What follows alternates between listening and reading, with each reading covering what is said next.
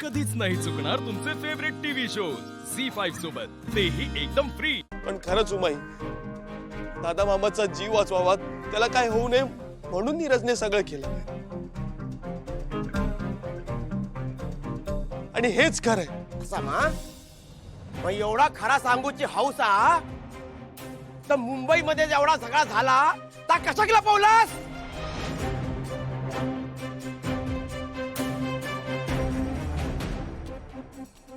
तेव्हाही ह्या पोराक पाठीची घातलंस आणि आता इताच करतेस तू शिनो.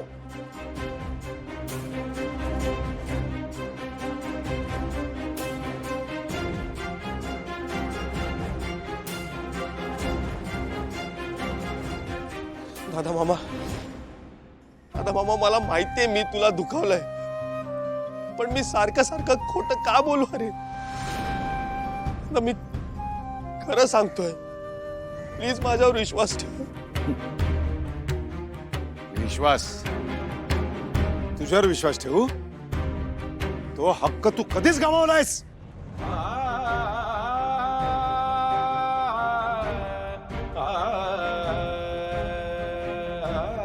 नाही, प्लीज प्लीज असं बोलू नका.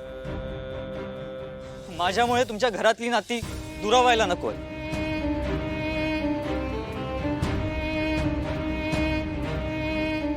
मला माहितीये तुमचं माझ्यावर डाऊट आहे, पण एका बाजूला मी तुमचा सन्मान मिळावा, तुम्ही मला एक्सेप्ट करावं म्हणून झटतोय. मग मी तुमच्यावर हल्ला का करेन?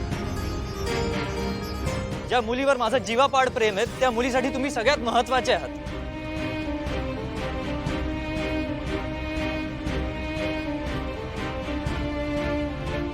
माझ्या मनात सुद्धा तुमच्या प्रती तितकाच आदर आहे.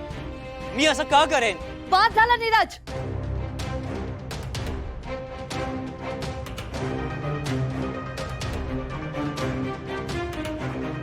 नीरज, अजून तू स्वतःला किती प्रूव्ह करणार आहेस?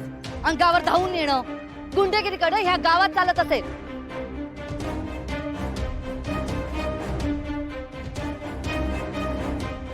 पण हे संस्कार माझ्या मुलावर नाहीयेत. आमच्यावर पण असे संस्कार नाहीयेत, कळलं मा? दिसतंय ते. मॉम प्लीज प्लीज काही बोलू नकोस. मी बोलतोय ना, प्लीज. हे बघा, तुमचा गैरसमज होतोय. मी खरंच तिकडे साप बघितला होता आणि त्या क्षणी तुमचा जीव वाचवण्यासाठी मला जे योग्य वाटलं मी तेच केलं.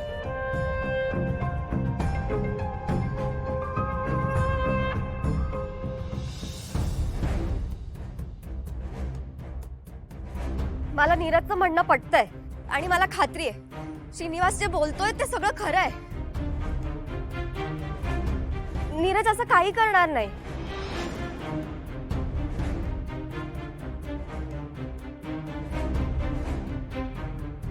नाईलाजाने सत्य लपवणं वेगळं आणि मुद्दाम खोटं बोलणं वेगळं. ललिताई, तुका ना मध्ये बोलूची काय गरज नाही. समजलास ना? तुझा तोंड उघडूक वया असं काय नाही. तुका दुसरी काही कामं नाही आहेत काय?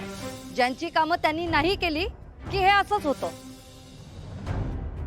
झी5 ॲप डाउनलोड करा आणि पहा सर्व एपिसोड्स एकदम फ्री.